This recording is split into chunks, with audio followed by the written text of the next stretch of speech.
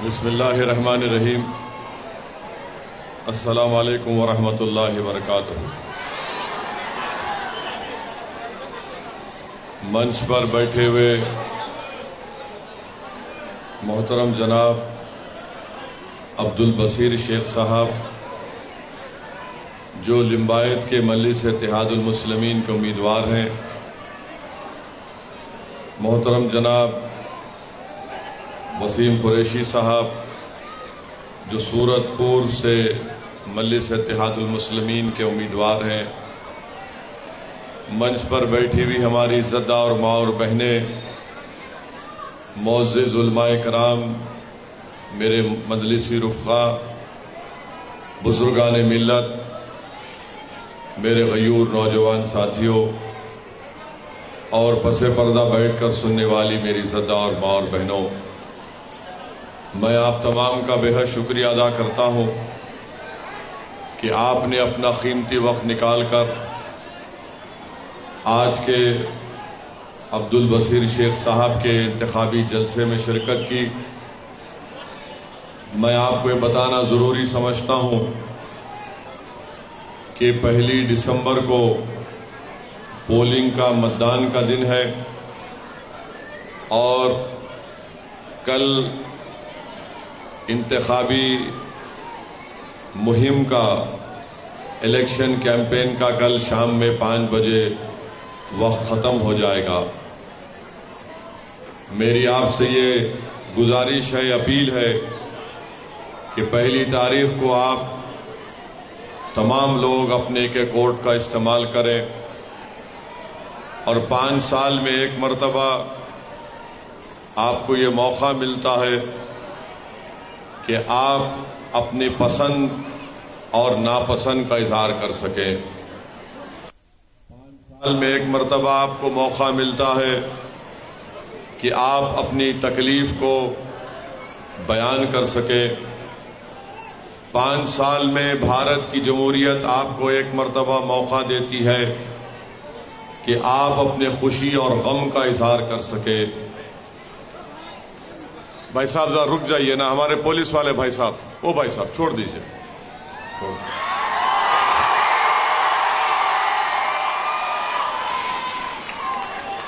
तो अब जो चाहे वहीं रुक जाए, कोई नहीं आएगा, रुक जाइए। कौन है? देखो कौन है। तो मेरी आपसे गुजारिश है,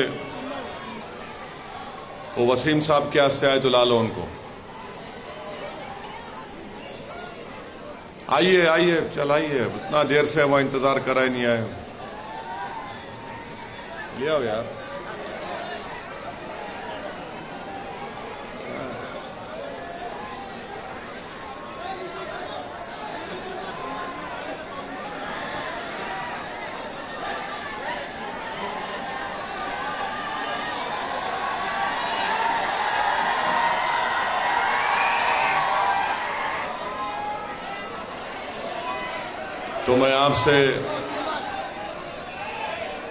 तो मैं आपसे बोल रहा था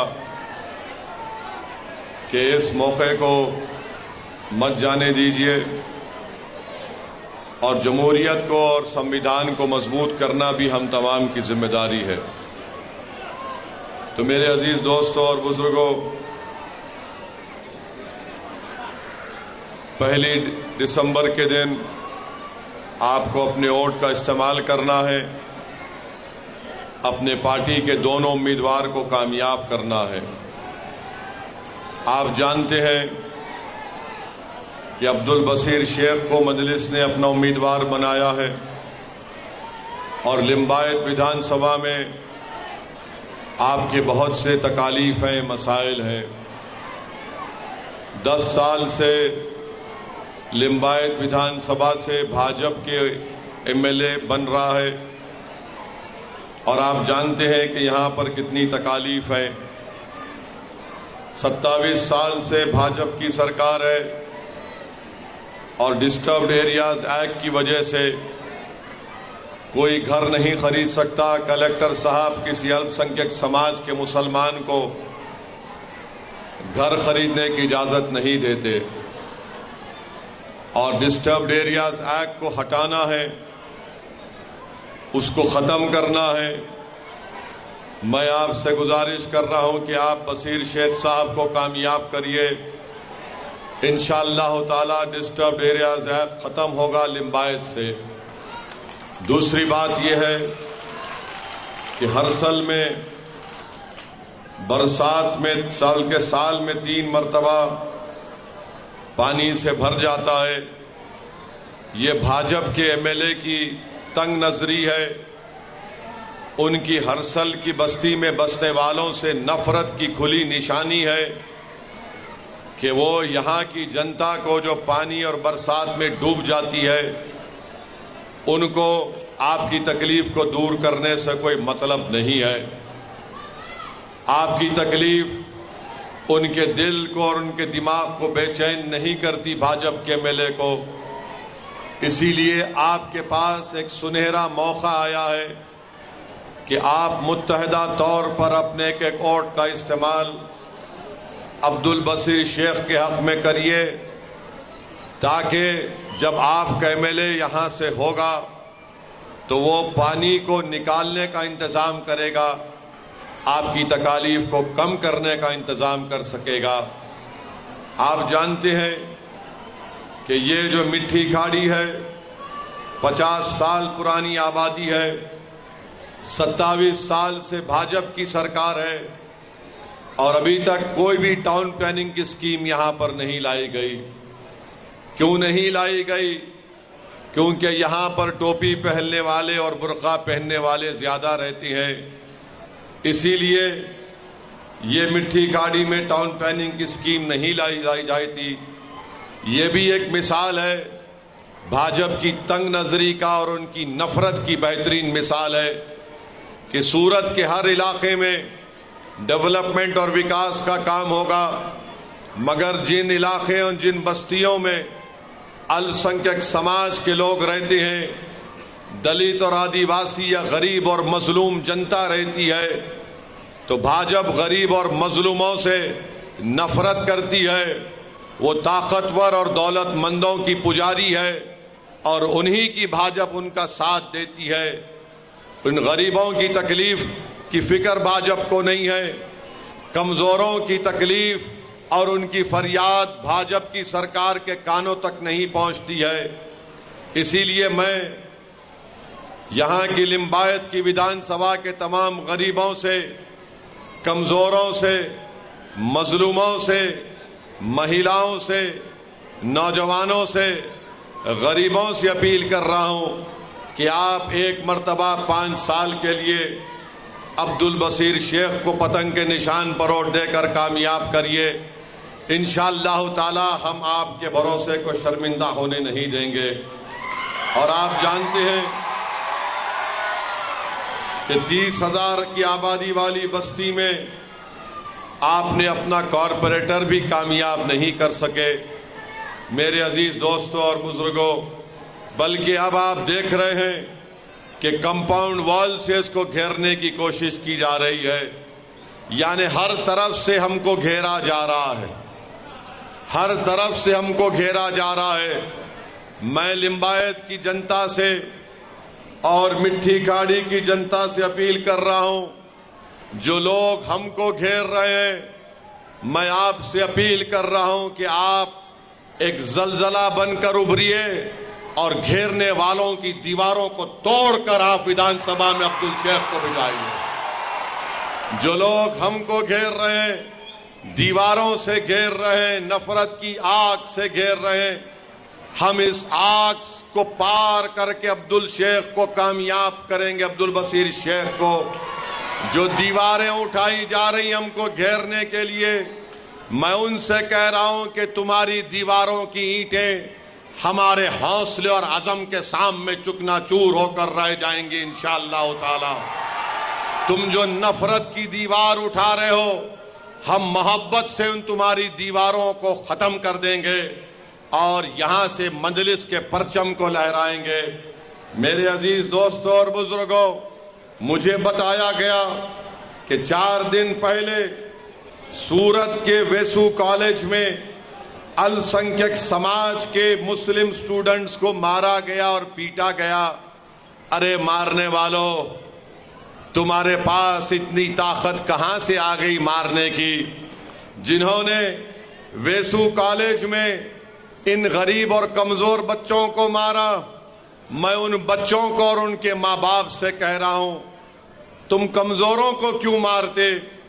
तुम क्यों नहीं चले जाते लद्दाख को, जहां पर चीन हमारी जमीन पर कब्जा करके बैठा है? जाओ वहां पर चीन से दो हाथ लगा लो, यहां पर क्यों हाथ उठाते हो?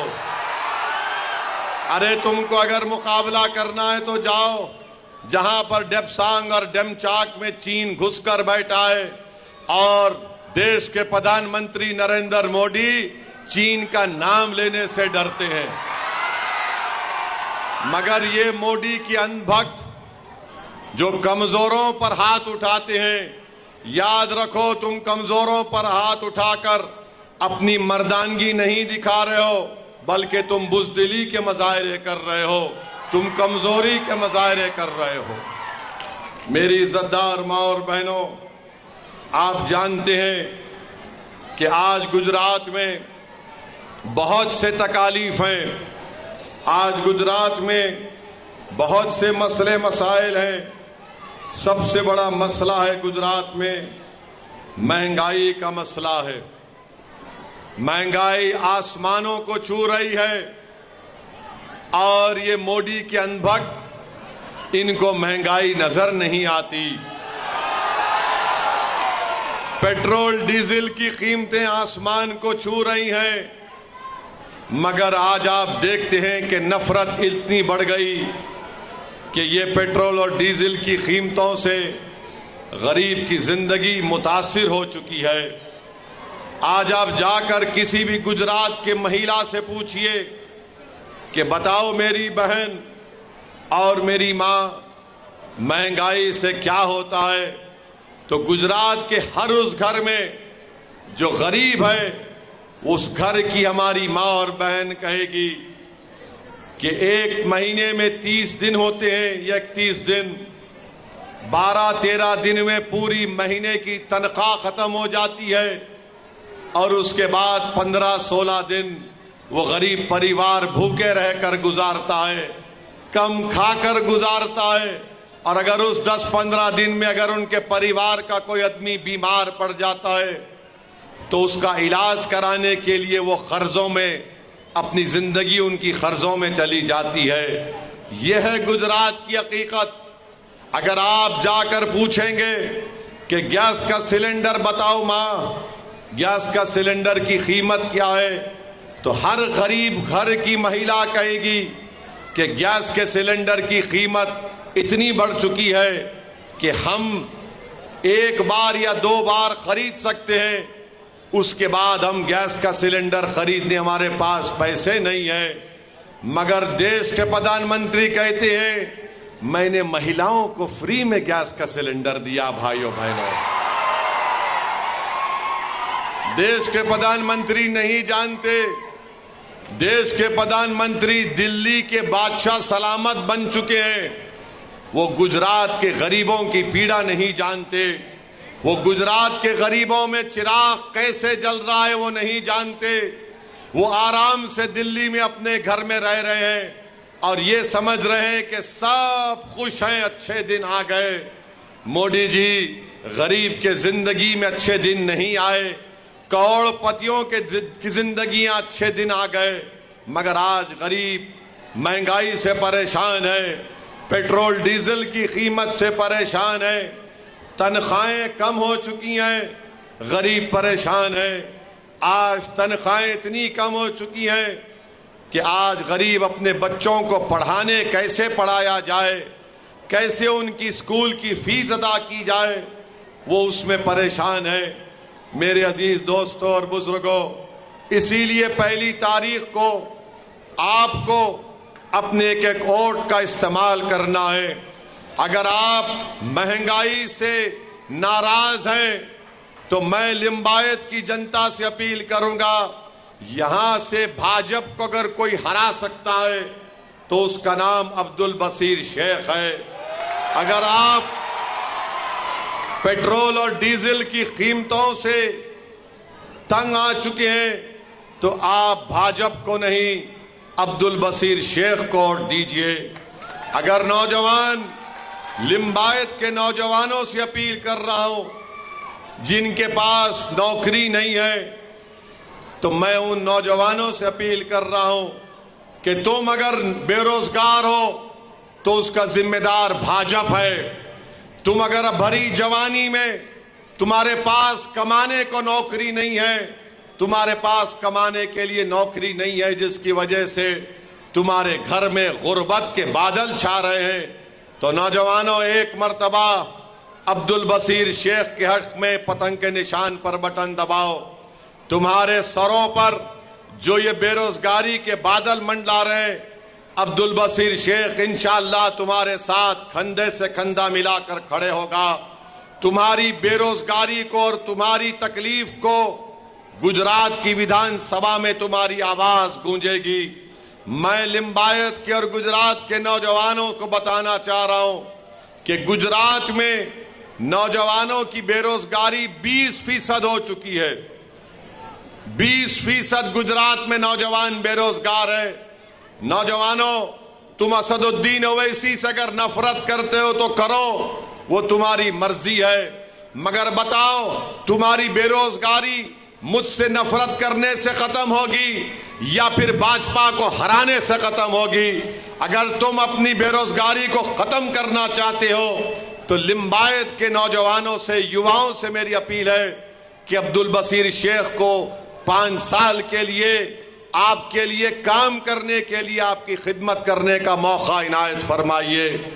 मैं लिम्बायत के उन गरीबों से अपील कर रहा हूं जिनके बुजुर्ग अगर बीमार पड़ जाते हैं, वो अस्पताल जाते हैं तो अस्पताल में उनका इतना खर्चा हो जाता है कि जब तक उनका रिश्तेदार या उनकी माँ या उनका पिता या उनका भाई अस्पताल से अच्छा होकर निकलता, वो कर्जों में डूब जाते हैं। मैं उनसे अपील कर रहा हूं कि लिम्बायत से आप अब्दुल बशीर शेख को वोट देकर कामयाब करिए।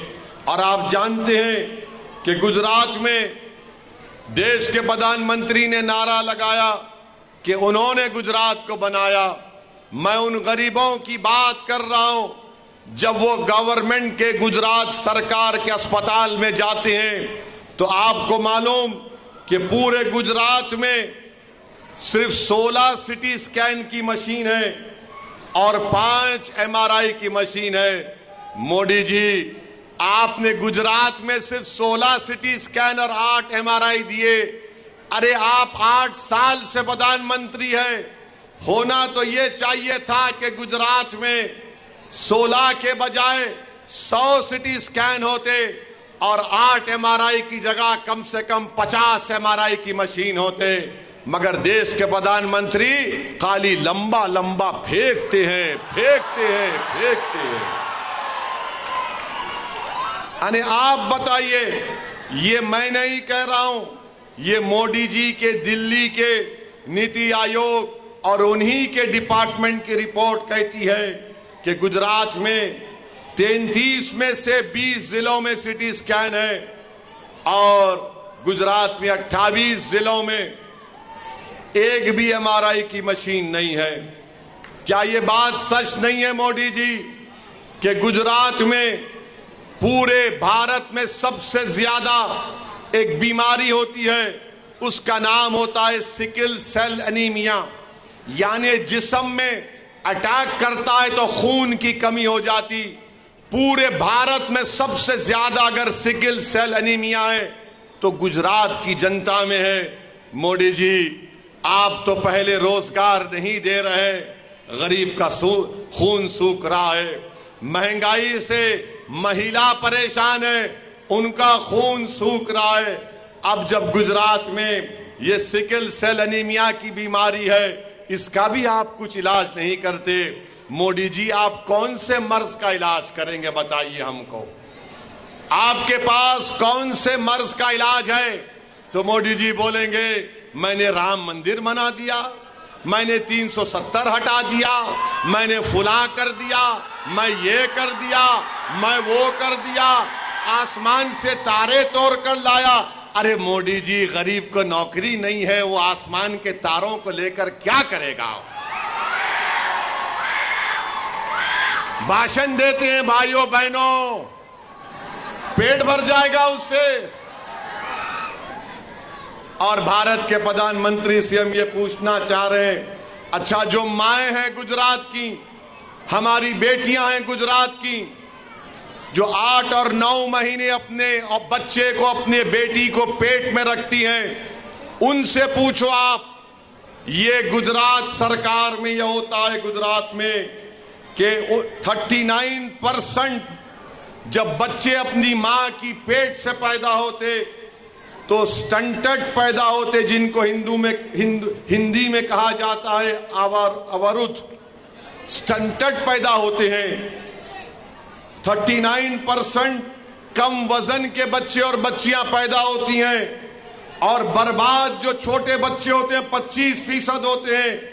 मोदी जी बताओ, ये अवरुद्ध, कम वजन और बर्बाद जो बच्चे पैदा होते हैं क्यों गुजरात में होते हैं? आप 8 साल से देश के प्रधानमंत्री हैं, आप यहीं से चीफ मिनिस्टर से प्रधानमंत्री बने, आपने गुजरात में मासूम बच्चे और बच्चों के लिए कुछ नहीं किया।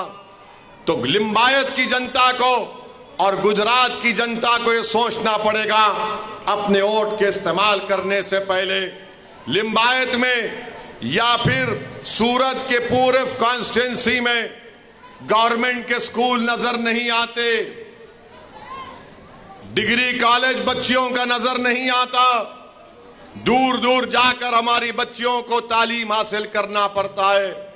देश के प्रधानमंत्री कहते हैं गुजरात को मैंने बनाया। बताओ देश के प्रधानमंत्री, क्या गुजरात का गवर्नमेंट का डेटा ये नहीं कहता है कि गुजरात के गवर्नमेंट स्कूलों में 19,000 टीचर्स के पोस्ट खाली हैं? कितने? 19,000।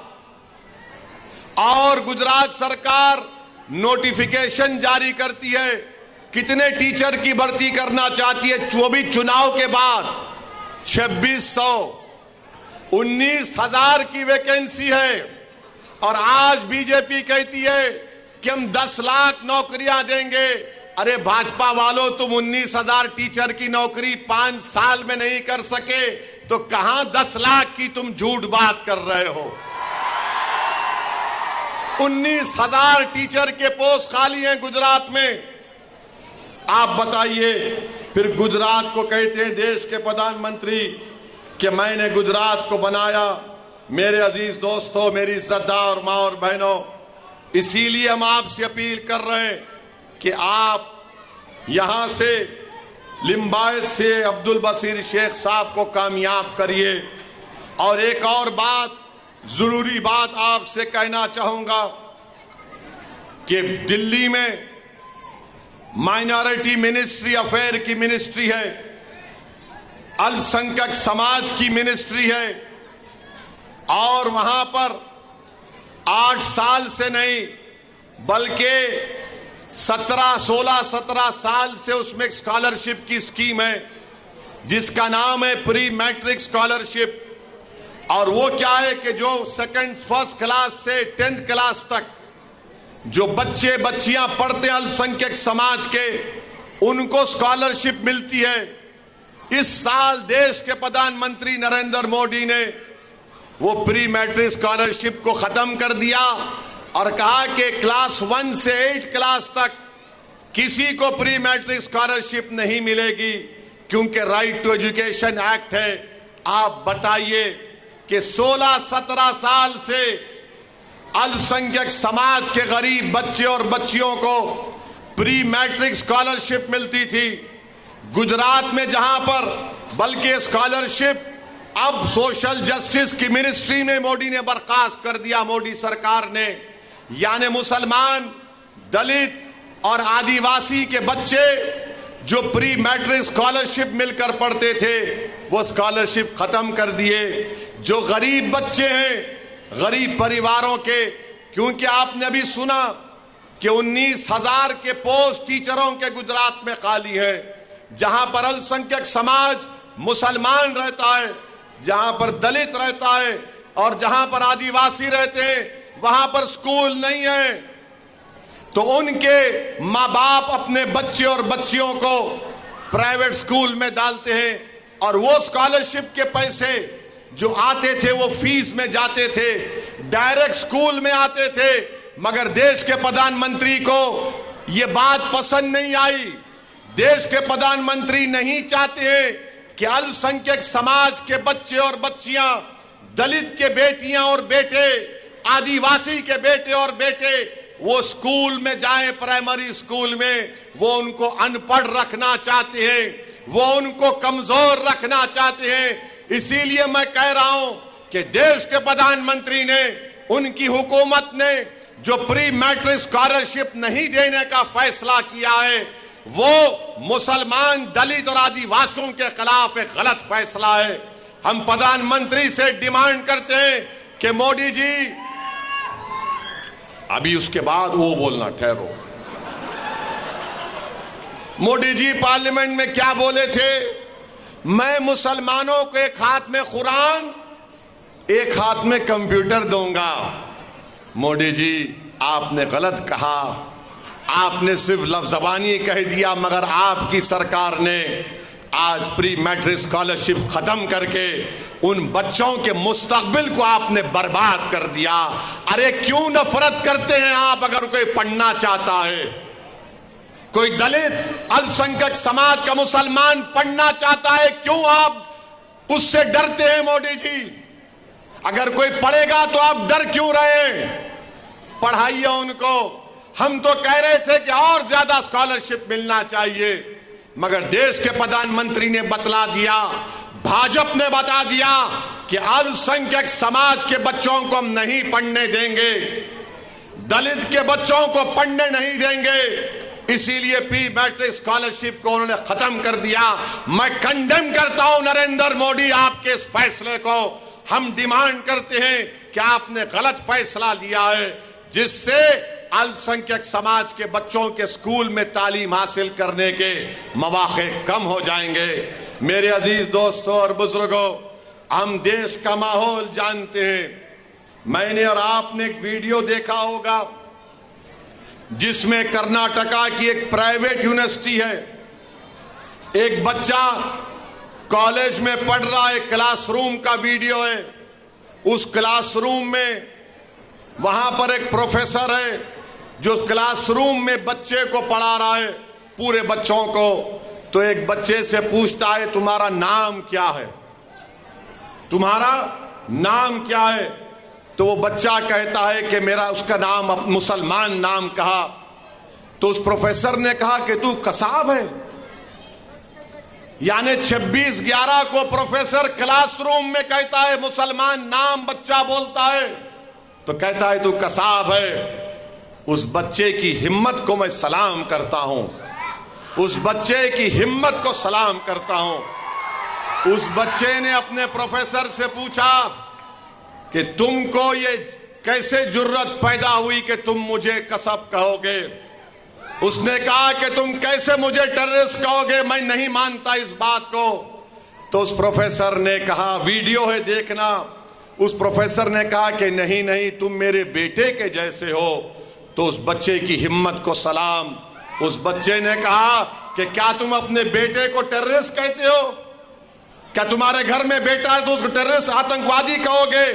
तो प्रोफेसर ने कहा कि नहीं नहीं, अकेला एक बच्चा है, क्लासरूम में सब दूसरे बच्चे हैं, मगर कोई उठ के खड़ा नहीं हुआ उस बच्चे की ताईद में। बल्कि वीडियो में देखो, उसके बाजू एक बच्चा है, उसका हाथ पकड़ रहा है कि मत पूछ, मत बोल।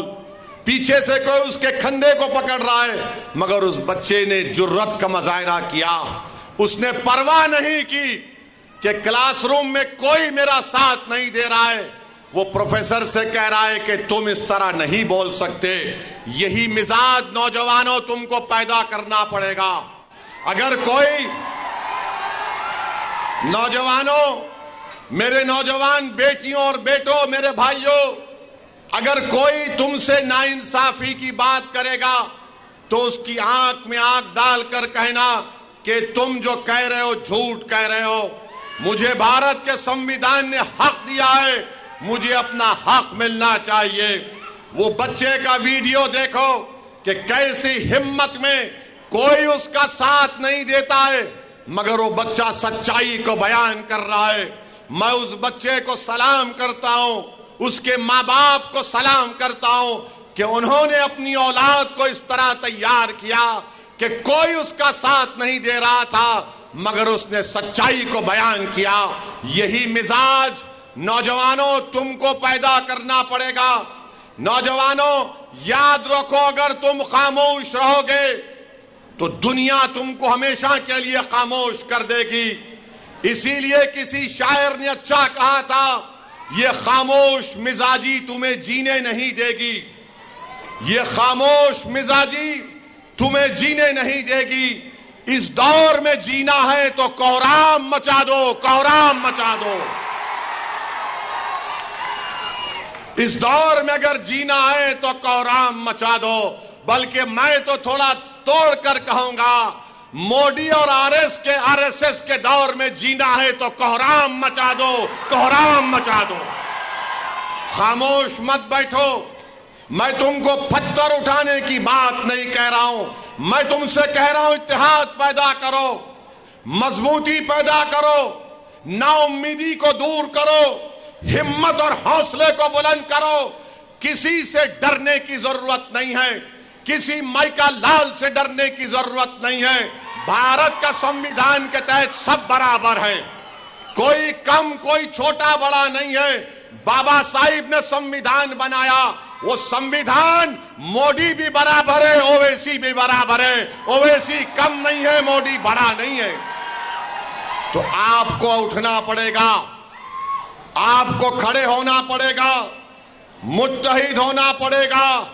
जो लोग हमको दबाना चाहते हैं उनको हम पैगाम देंगे कि हम दबने वालों से नहीं हैं। जो लोग हमको खामोश करना चाहते हैं हम उनसे कहेंगे कि हम खामोश नहीं रहेंगे, क्योंकि जिंदों की मिसाल यह है कि जिंदा पुकारता है, लड़ता है, जो मर जाता है वो खामोश हो जाता है। हम जिंदा हैं और जिंदा ही रहेंगे इंशाअल्लाह ताला। हम जिंदगी का सबूत कैसे दोगे? जिंदगी का सबूत कैसे दोगे बताओ मुझे? जिंदगी का सबूत कैसे दोगे तुम? जिंदगी का सबूत तुम इत्तेहाद पैदा करोगे। इंतशार होगा तो मौत होगी। जिंदगी का सबूत इस तरीके से दो लिंबायत की जनता। जिंदगी का सबूत सूरत पूरब की जनता इस तरह दो। जिंदगी का सबूत जमालपुर की जनता इस तरह दो। जिंदगी का सबूत गोधरा की जनता इस तरह दो। जिंदगी का सबूत दरियापुर की जनता इस तरह दो। जिंदगी का सबूत दानी लिमड़ा की जनता इस तरह दो कि जब तुम पोलिंग बूथ को जाओगे तो पतंग को देखोगे तो कहोगे कि मुझे जिंदा रहना है, मेरी जिंदगी का सबूत पतंग है, पतंग है, पतंग है। ये आपको काम करना है पहली तारीख को। तो आप जिंदगी का सबूत देंगे? आप जिंदा हैं या नहीं है बताओ मेरे को। आप जिंदा हैं? आप जिंदगी का सबूत आपको देना है। बता दो इन लोगों को जो समझते हैं कि हमको डराने से हम डर जाएंगे। अरे बातिल से दबने वाले तूफान नहीं है हम, बातिल से दबने वाले तूफान नहीं हम। याद रखो, हम हर तूफान का मुकाबला किए हैं। और असदुद्दीन अवैसी तुमको बता रहा है कि मैं कोई नेक इंसान नहीं हूं, मगर मैंने जो बुजुर्गों की सोबत में बैठा हूं, उनके पैरों के पास बैठकर मैंने कुछ सीखा है, तो उन्होंने मुझे ये हुनर सिखाया है कि बातिल के तूफानों में हम चराग जलाते हैं। इनके तूफानों में हम चराग जलाएंगे, ये अंधेरे को खत्म करेंगे, ये मायूसी को खत्म करेंगे। हौसला आपको रखना है, हिम्मत आपको रखना है। और याद रखो लिंबायत की जनता, जंग से पहले जंग के नतीजे पर मत पहुंच जाओ। अभी तो जमहूरियत की जंग शुरू हुई है। अब यहां से आपको लोग आकर बोलेंगे क्या अब्दुल बशीर शेख जीतेगा, क्या वसीम शेख जीतेगा?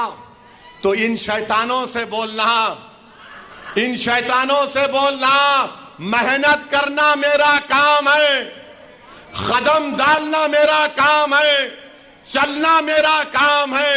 मुझे अपनी मंजिल मालूम, मगर मंजिल तक लेके जाना वो अल्लाह का काम है, मेरा काम चलना है। तुम सिर्फ चलना शुरू करो, हौसले को बुलंद रखो, कामयाबी तुम्हारे कदम चूमेगी।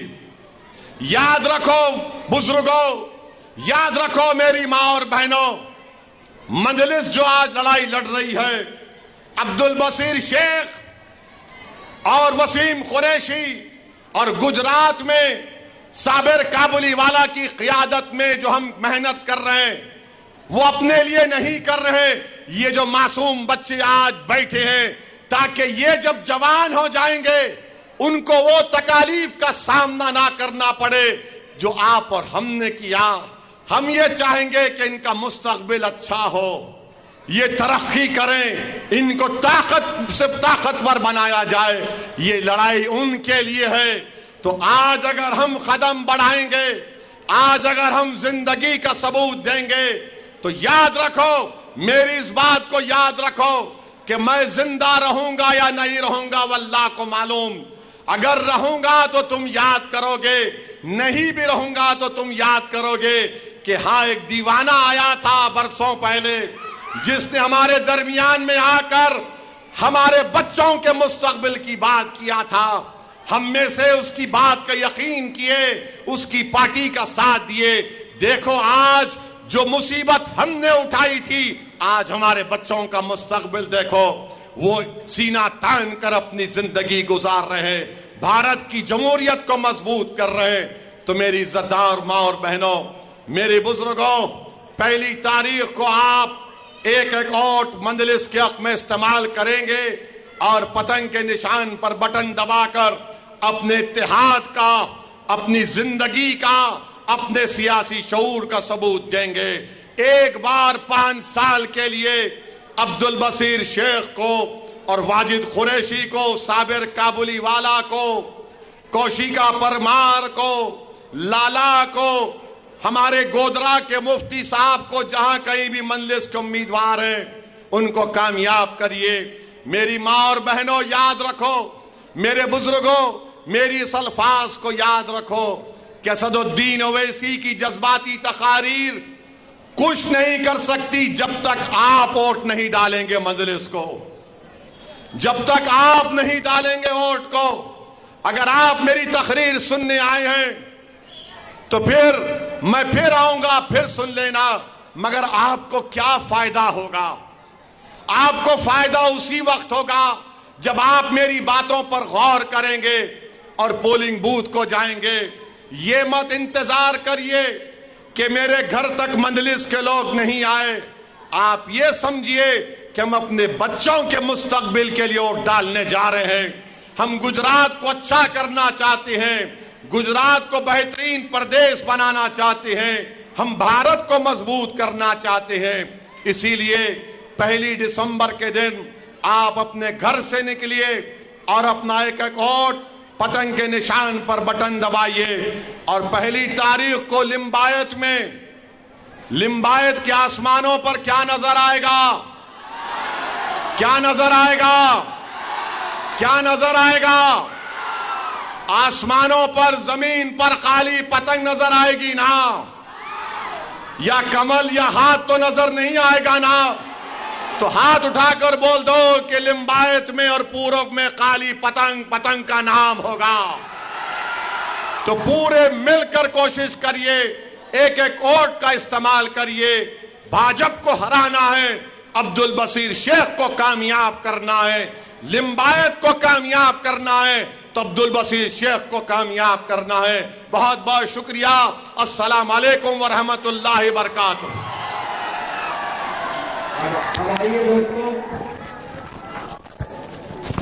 कांग्रेस माइनॉरिटी सबसे शिफा दिए हुए और यहाँ पर बरसों से जो कांग्रेस में थे